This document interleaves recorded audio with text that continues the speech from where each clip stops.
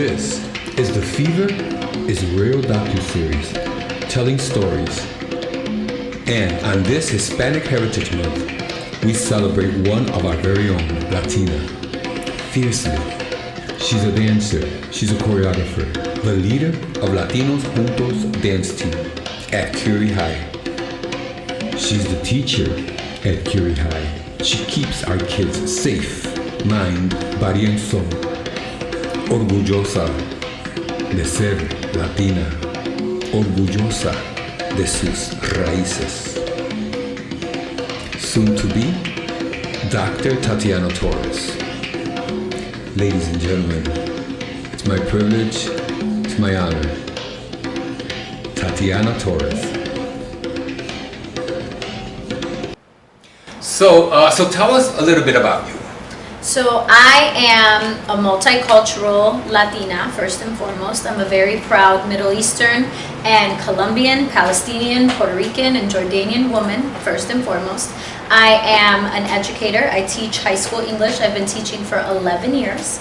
I'm an After School Matters dance instructor. I've been doing that for 8, going on 9 years. Wow. I am a podcast host, and I am a PhD candidate, soon to be Dr. Torres within the next year. Yes. So I wear many hats, but I think one of the most important ones has to be just a very driven, proud woman who's hungry to learn, who's hungry to teach, and somebody who loves learning and literacy. All the things. I love it. So I want to give you guys a little bit of backstory. We met, Tatiana and I met because we were doing a collaboration for some young dancers from Curie High School and some of my dancers, all-star new generation, because they're a new generation. But that's how I met her. I met her kids. I think you had at that time you had 38 kids or something like that in that room. I had a little under 40. Wow. Almost 40. Now I have about 55. Okay. And I remember the first day I went there and I met Tatiana and her mom, Dixie, beautiful, wonderful. They said, okay, well then go ahead. Show them. And I was like, okay, so here I go. I didn't think I was going to do that. I thought that you and I were going to talk to them individually and kind of go, you know, very America's Got Talent. So, but let me tell you, how they got up, like troopers, and how they focused, amazed me so much. And it just like brought this energy back in me. So that's why I needed to know more about you. I needed to see, you know, how you interact with the students. So like I told you off camera, that when I would go there, I would hardly, you know, interact with you or talk because I was focusing with the kids. But there were some times that I went early because I just wanted to see you interact normally with the kids.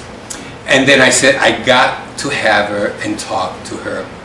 And I know you are a lonely child. You have more brothers and sisters? No, I'm an only child.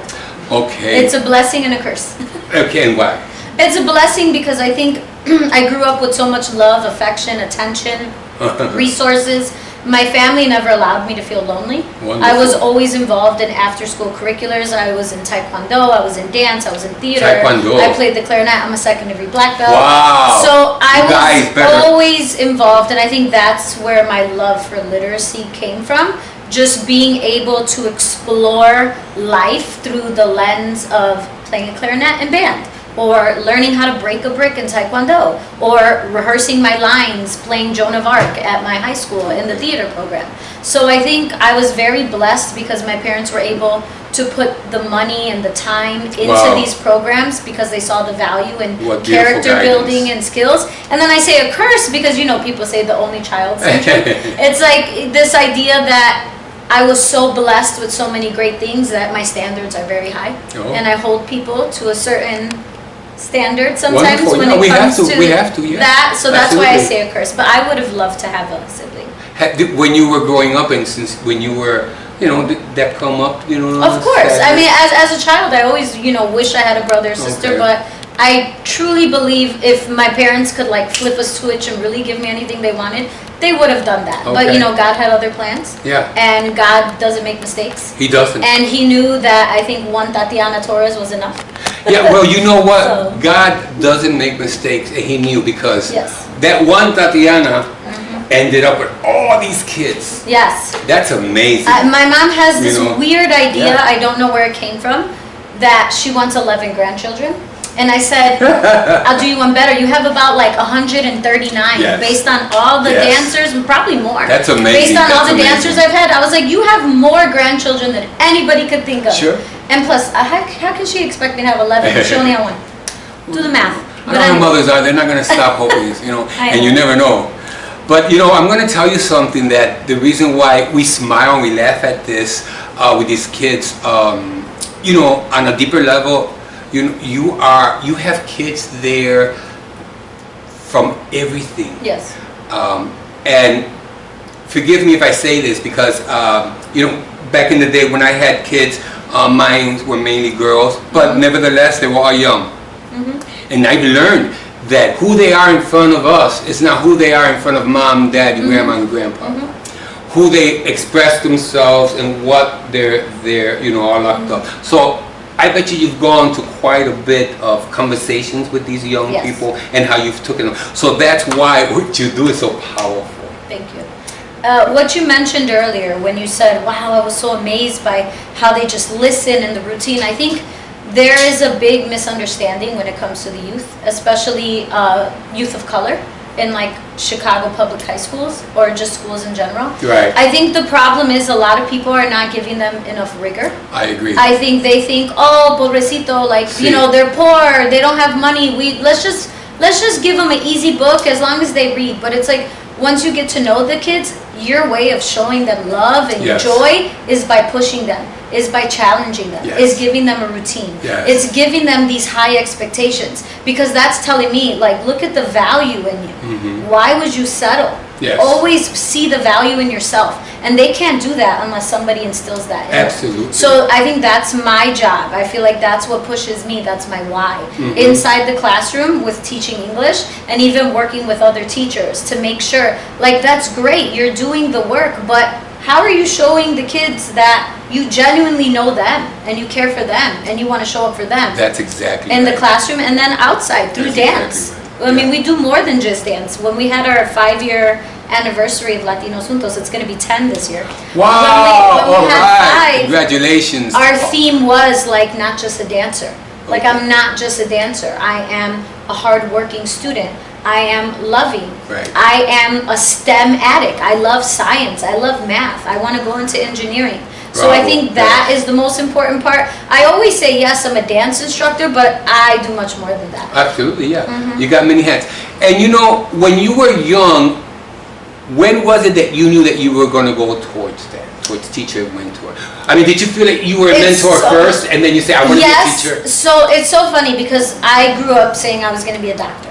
When Okay. I was 9 years old, I fell down the stairs, like 2 flights of stairs, and I literally tore my left side of my Oh face my apart. goodness, baby. I had to go to the hospital. They Yeah. said, we're going to have to take skin from her thigh and put it on her face, like plastic surgery.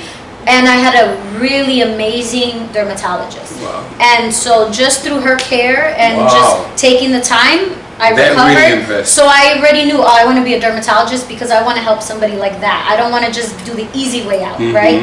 And then I got to high school. It was my senior year of high school. Okay. I went to an all-girls Catholic school. Okay. And so we had to work on a research career paper on what we want to do, life after high school. And I did my paper about being a dermatologist. I promise you, Gringo, I spent 90% of the time helping other girls with their paper and revising their paper. That the 10% I spend on mine, I was like, wait, what? I have to do how many years of math? Science? No, I love reading, I love writing, I love poetry, I love theater. And then I had to have a reset, and I had a conversation with my English teacher at the time. She was my first period teacher, and she loved to talk. It was her last year before she retired, so she did more talking than teaching. And I was very honest with her. I was like, listen, I spent more time helping people. I really like helping others. I love plays, I love music, I love reading, I love your class. And then she said, I think you'd be a wonderful teacher. You're already a leader inside the classroom. And she said, you could teach this class. Okay. So then I told my parents, like, hey, I know I already got accepted into UIC for biochemistry, but I don't want to do that anymore. Okay. And thank God my parents are like, whatever you want to do. That's Whatever you want to do, as long as you're happy and you're doing it. So right then and there, I just knew I wanted to be a teacher. I knew I wanted to teach high school because I wanted to give students things I felt at home that maybe they didn't inside the classroom. So you wanting to be a teacher now, how did that kind of like hit home? Because I know you got quite a bit educators or Yes. Can you tell us a little bit? Yeah, so I mean, education goes deep inside like the bloodline of my family now. Okay. So my grandma, Dr. Keller, she was born in Colombia. She got married and pregnant right away. And when she was pregnant with my mom, she came to the United States. She came to Chicago. And so she advocated for herself to just not be a wife that stayed home, not understand English. So she learned Talk English. about Me Too. Yes. That was Me Too. She went to school and she completed her bachelor's, then she completed her master's, Bravo. and then her PhD, and she went from being a special education teacher to ultimately being a principal for over 12 years as a retiring CPS principal. Then she became a professor at St. Augustine. So I would say my drive for never settling and constantly pushing myself to learn more definitely comes from her. You know, a lot of people record reactions when they're getting engaged or a pregnancy announcement. So the day I decided to apply for my PhD, I surprised my grandma. I'm like, can you read this paper for me? And it was the application to show I applied, and she started crying. Oh, man. And it's so funny because you would think I announced I was having a baby or something, and she was like, oh my God. Because I think for her, she always wanted that for me, but she never really pressured me or pushed me into it. She always said, I knew you were going to go for it. I just let you find the time. That's wonderful. And then I just have other family members who are engineers or are also in CPS and higher ed that have gone to UIC. Shout out to UIC. I'm a triple flame, bachelor's, master's, and now PhD from UIC. So I grew up seeing UIC as like the place I always wanted to go. And I knew education, no matter what it looked like, was something important to me and one of my strongest values. Wow. Now, you, with all this inspiration from your family and having your kids, so how does it look, you being a teacher? How do you take it in every day? Some people come in and they're, okay, I'm going to do this, because it has to be a second nature to you. Yes. And not only that, every day, you know, even if you're sat down and out, the kids, you can't. You got to turn it on. Yeah, because they go through that probably with their, own personal lives. And that's essentially also what my PhD is about. It's being able to understand how your own affective states and emotions control the way you teach and how you teach and how it affects those.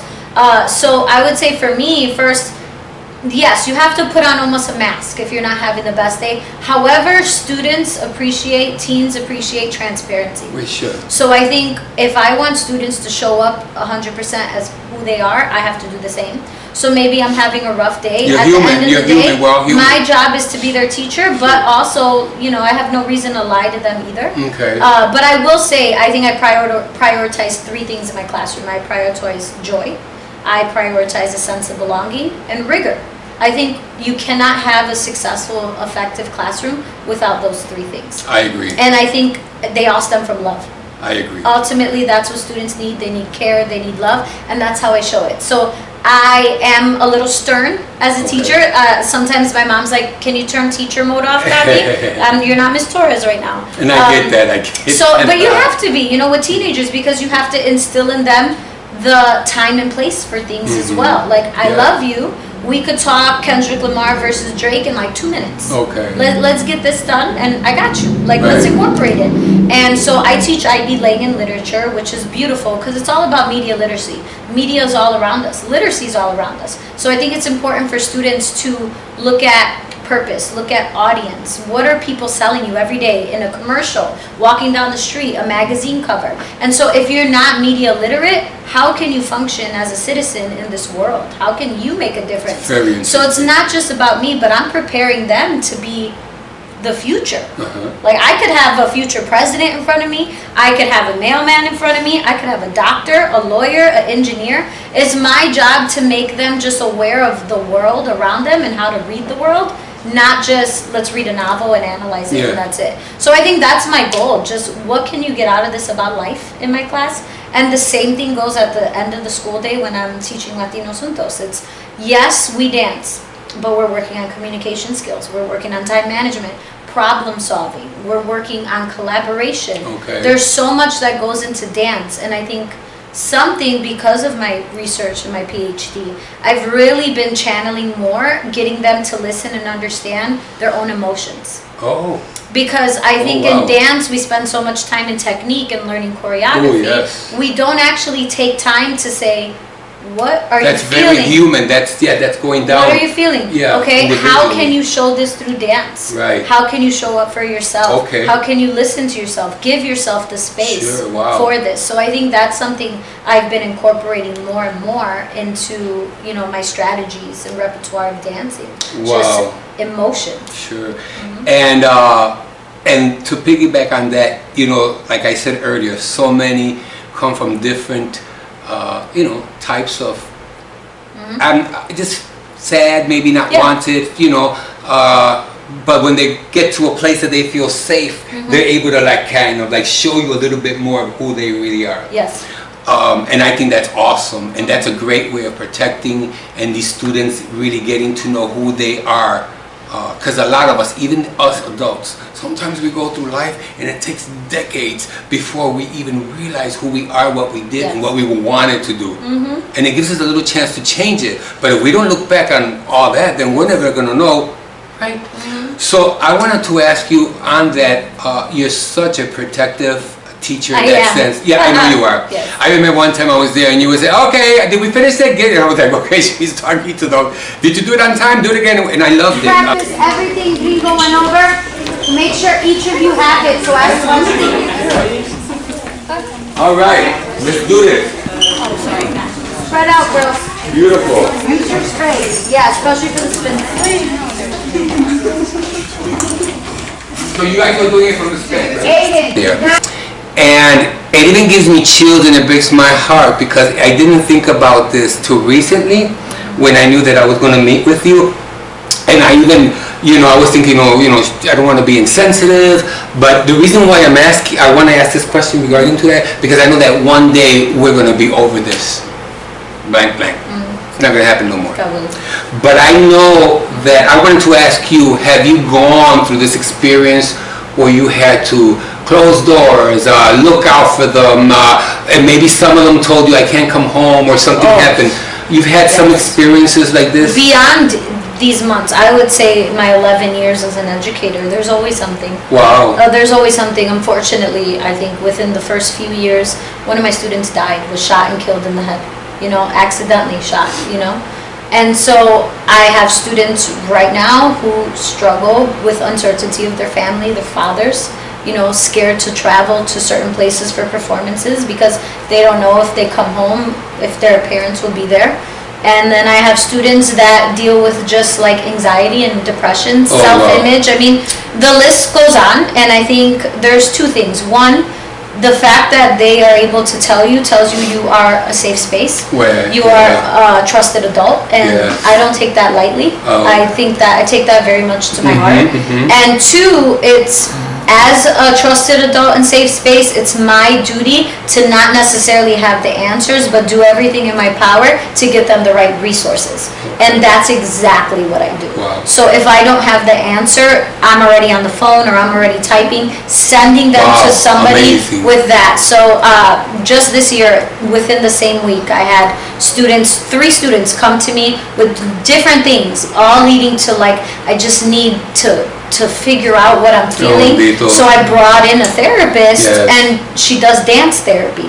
So it wasn't like a big shocker, like everybody's going to therapy. No. We were able to take dance and journaling and combine that with dancing. Wow. And so they learned strategies and techniques to deal with discomfort, to deal with stress and anxiety, to take home, toolbox. right. Because it's not enough for me to do it with you 2 times a week for 1 hour and you're cured. No, I think they need tools and they need to educate themselves, and we need to provide the resources and people who could do that so students could bring that home to their families. I don't think Okay. people realize, like, a lot of these teenagers are the teachers for their parents, especially if they are first generation, second generation.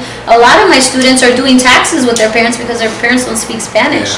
They're going to doctors visits because they have to translate. So as a teacher, I have to have empathy and understand, why'd you miss 3 days of my class? But understand, it's not because I'm not missing because I don't care, Miss Torres.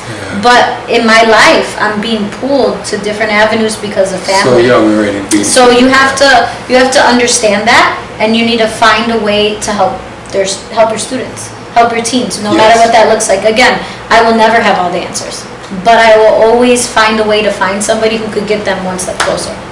Wow. That couldn't be said. That was beautifully said. Thank you. Because all of our Latino kids and mothers, they need resources. We need, I say we, me too, because I come from that village, and giving back is what you're doing. And the comfort of a child and the trust of a child is the most important and sacred and trusted thing you can do for that mind, because the world will come in after he leaves you or she, and it's a different person with a different way of thinking. So it's really magical.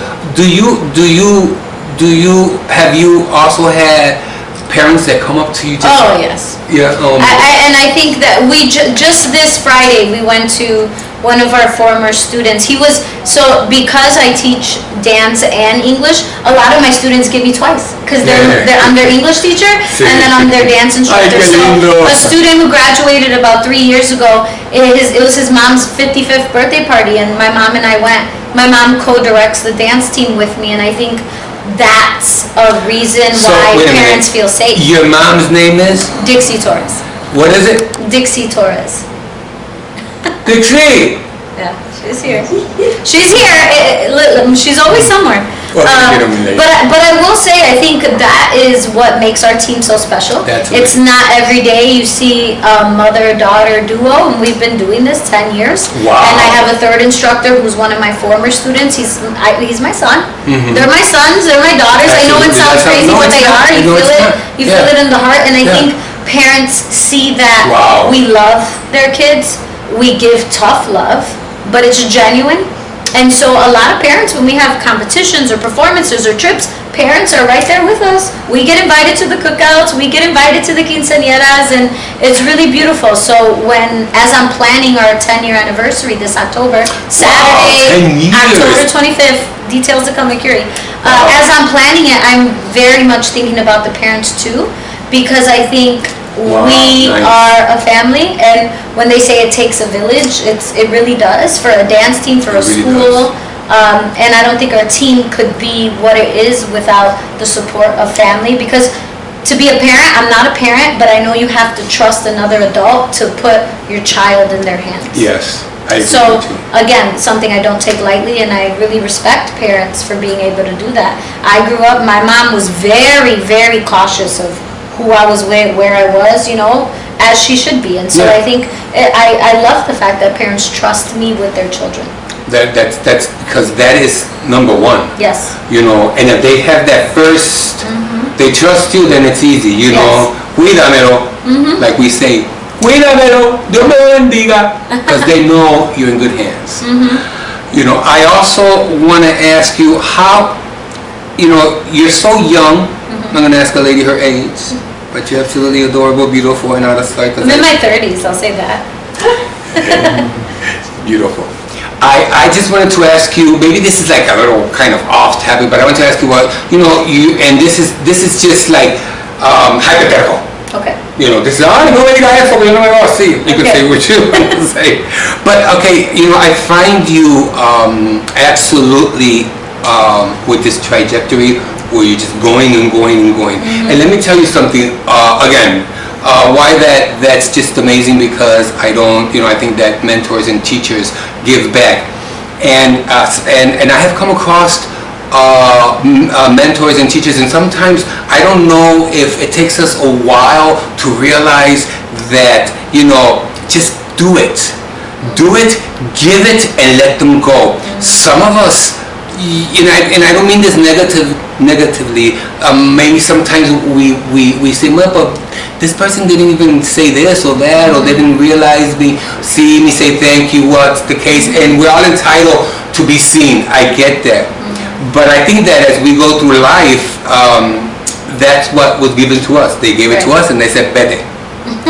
Go and do you, be you. And then we gave you a little bit. Grandma said, oh, I knew you were going to do it. My mom said, you're going to be. I knew you were going to come on this side.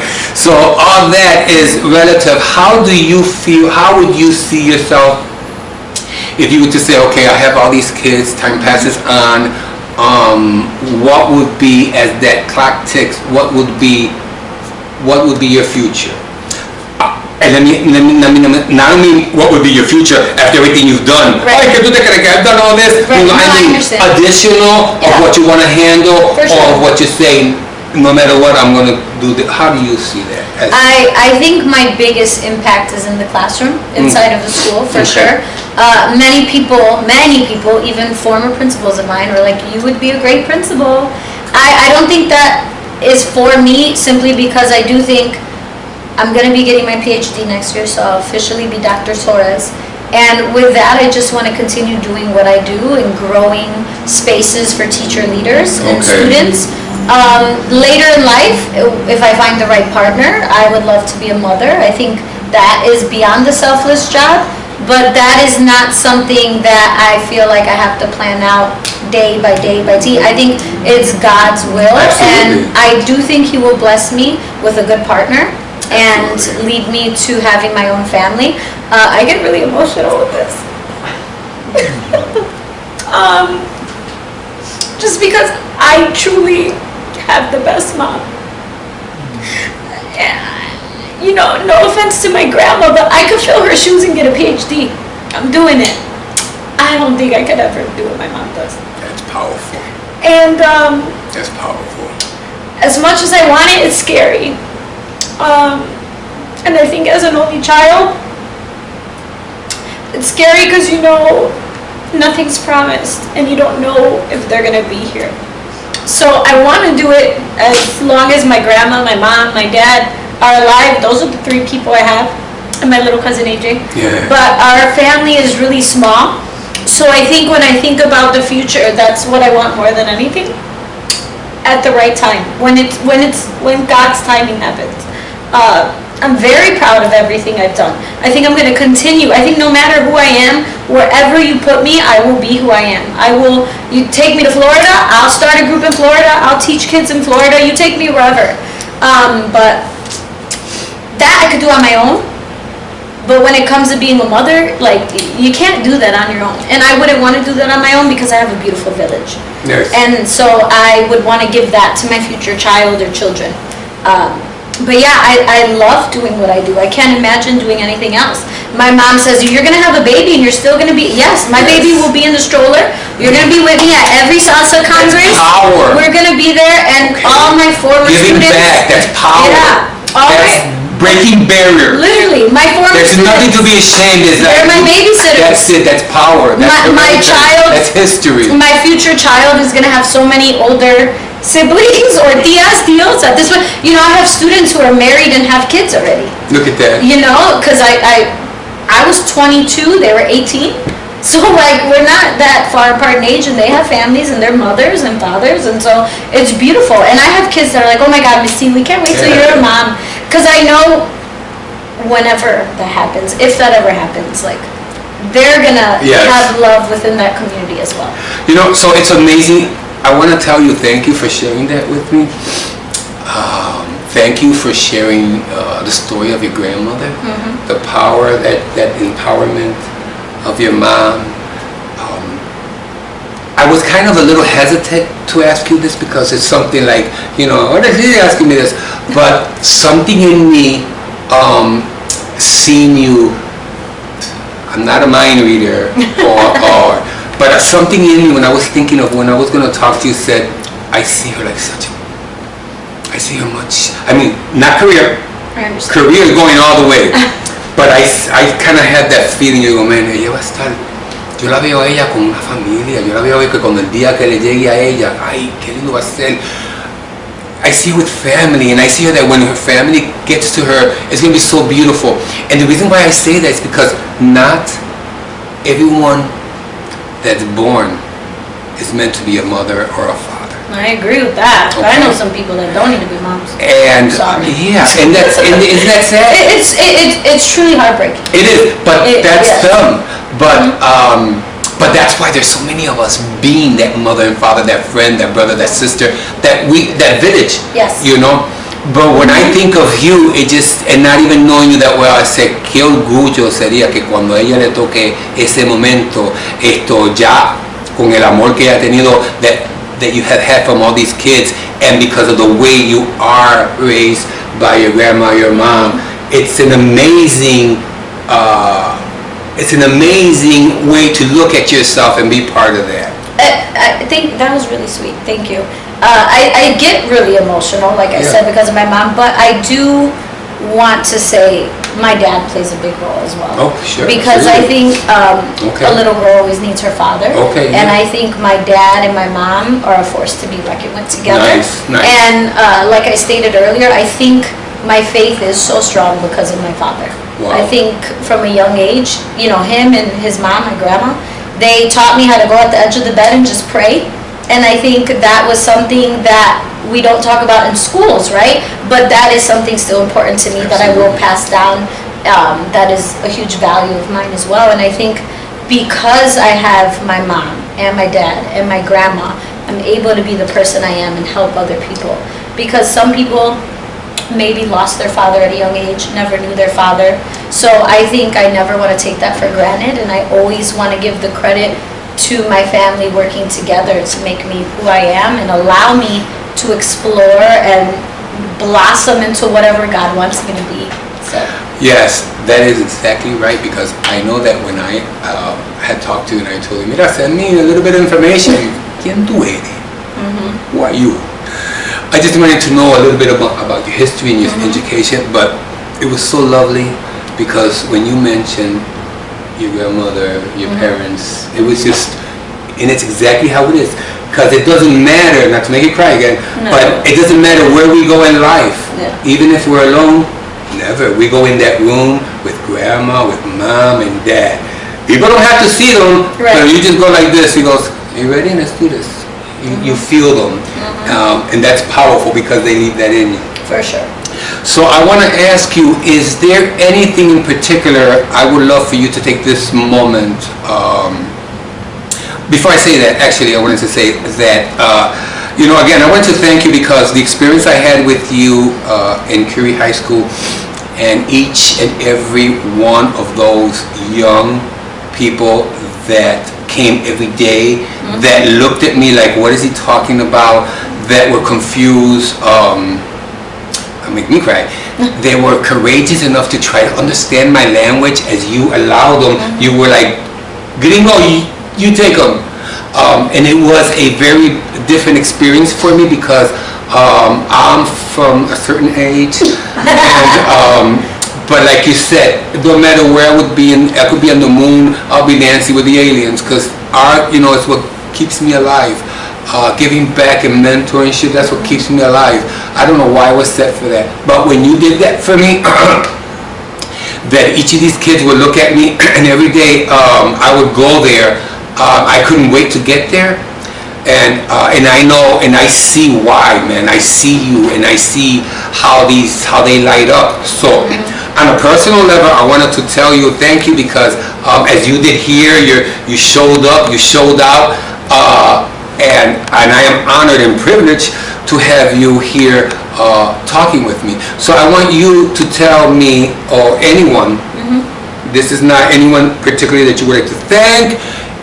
This is your forum, not questions from me, for the kids, for anyone, and you can take this for you. So actually, I would like first to thank Stephanie Garza because she's the one who planned Latinos in the House, and she's the one who connected me to you and said, hey, I have this idea, let's combine new school and old school. And honestly, I think that's one of the most iconic things we've done with the team because it was so special. I grew up on house music with my mom and my family, and a lot of these students, these kids, they did too. So it was a really full circle moment for not only the students, not only myself, not for you, but their parents as well. Absolutely. So how exciting is that? Like seeing your child dance to something you were dancing to at their age as well. So for sure, I want to thank her, Raquel, who was one of the moms who got Stephanie in touch with me.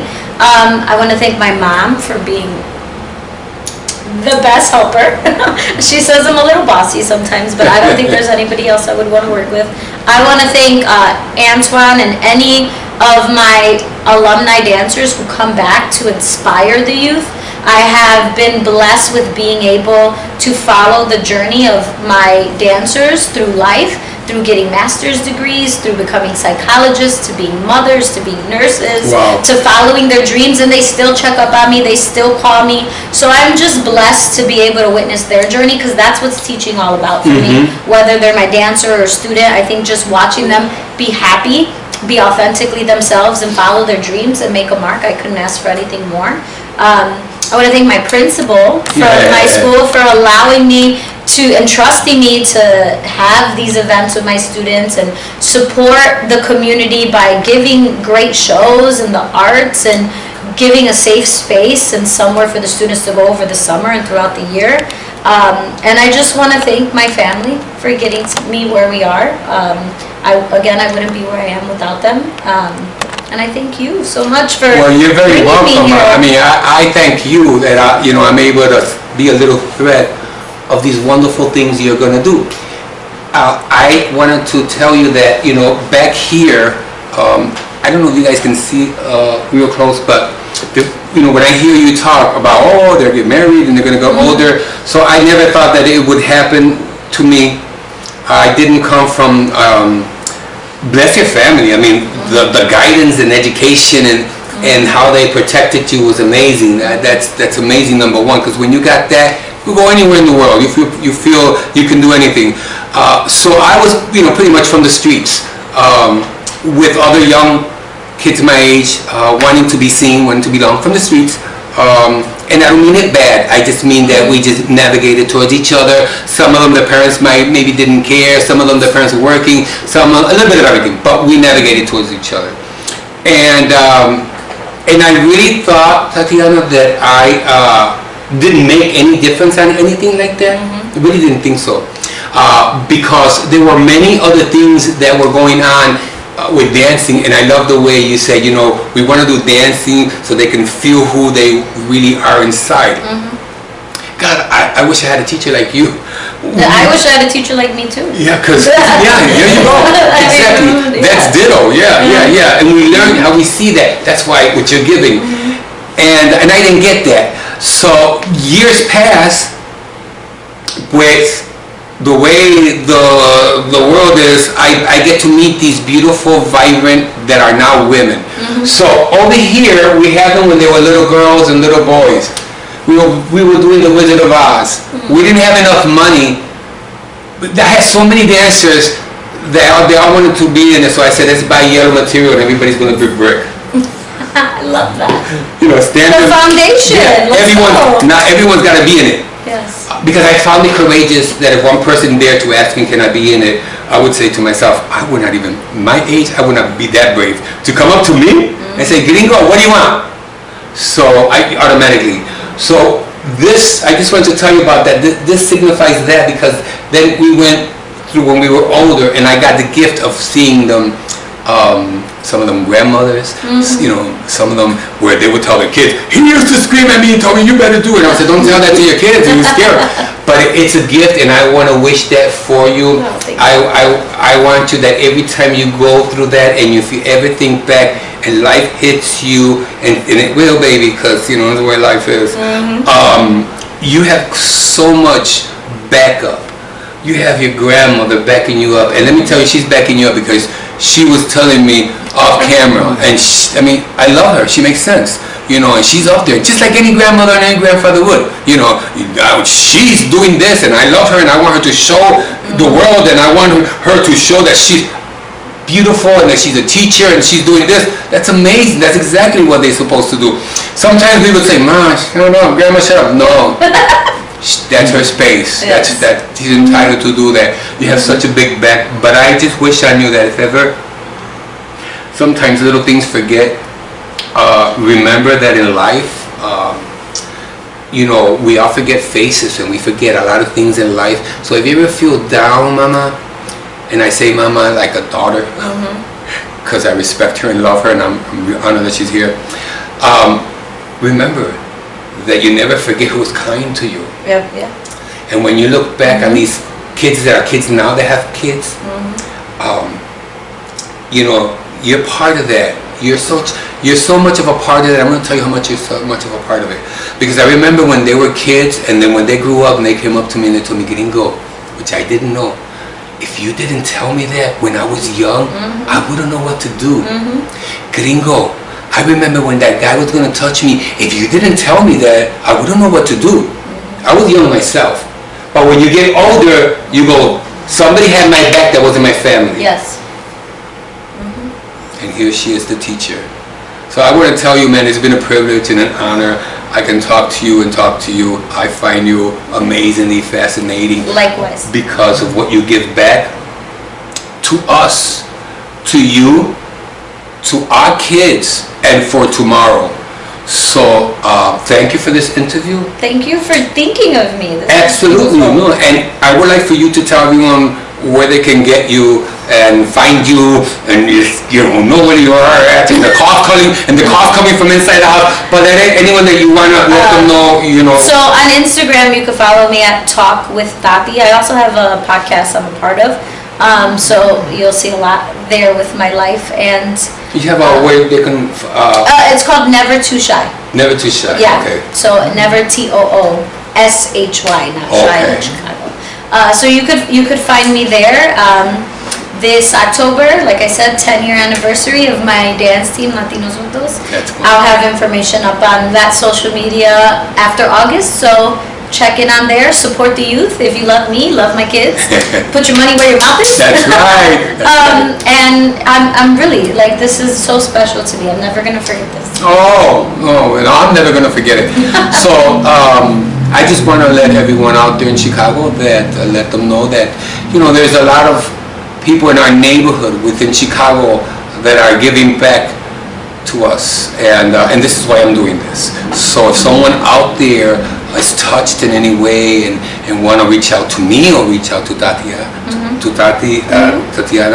you know, to Curie High School, please do so. That's why we do it, and to show you that there's a lot of good people out there, and they're taking care of your kids, and they're giving back. So this is on YouTube, and if you see this, please hit subscribe.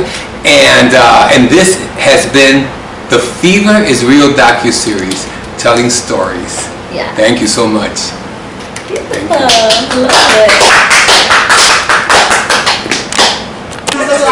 And let me tell you why I tell you this. Because art went like this to me every time I was sick, and I was well again. I got up from that bed and Art said, "I got you, baby. What do you want to do? You want to draw? You want to paint? You want to sing? You want to do a book? You want to do? You're alone from your mother, your father, your brother, your sister, your friend, and you don't feel seen. You are a freaking superhero. Your emotions go into that book. You write your journal. You express yourself with a book. You sit in your room and you sing. You sit in your room and you dance. I did all that. So I'm not lying to you. I was supposed to tell you, man, maybe the stage is not for me. And let me not be mistaken.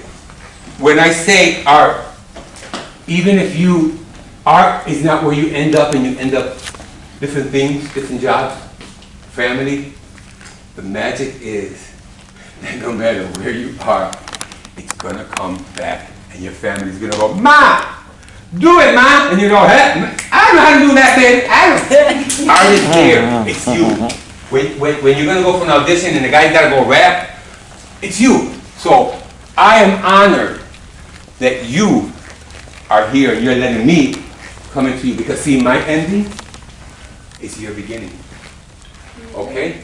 And now I'm gonna do this event,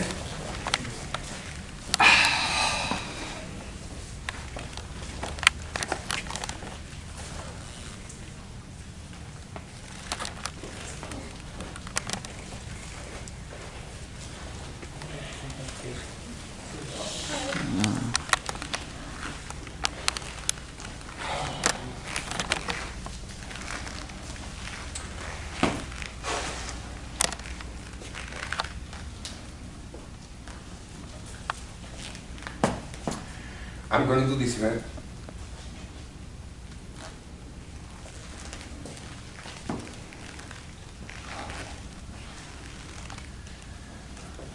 You guys can see it's more than just an event, right? And so that makes this even more special that you guys were the ones chosen. Yeah. Listen, for me to see you on stage, you don't know what that is. So you're not just dancing, you are helping. You're lifting me up. You're helping me shine this last time. And then my job is for you to be your freaking best and to go on that stage and own that fucking stage. It's yours.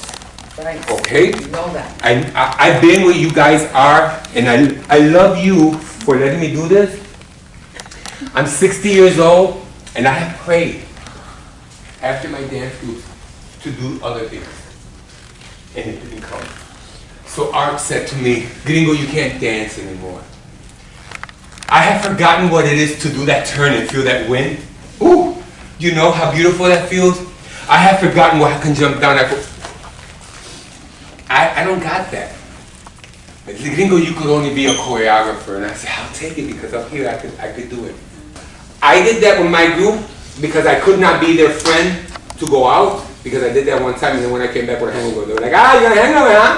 So I couldn't do that no more. I had sunglasses, and I was like, okay, are you guys ready to dance? And they were like, So I can't do that. But I will love you, your art. I love you for who you are. And I'm sorry for any problems that you guys might have in your mind and your heart that you guys have not yet figured them out. Can we get a picture? That'd be nice. My name is Tatiana Torres, and this was the Fever is Real docu series.